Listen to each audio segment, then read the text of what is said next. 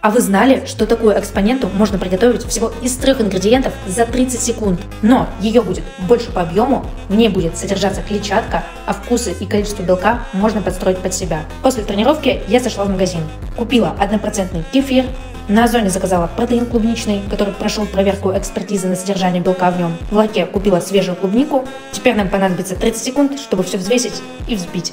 В чашу выливаем кефир, протеин. Его количество вы регулируете сами, смотря сколько хотите белка. Я выбрала именно вкус клубники, потому что летом мне хочется что-то ягодное. А для лучшего насыщения, структуры более яркого вкуса и содержания клетчатки я добавляю свежую клубнику. И еще у меня была замороженная черника и брусника, поэтому я тоже ее добавила. Теперь все необходимо перебить блендером пару секунд и готово.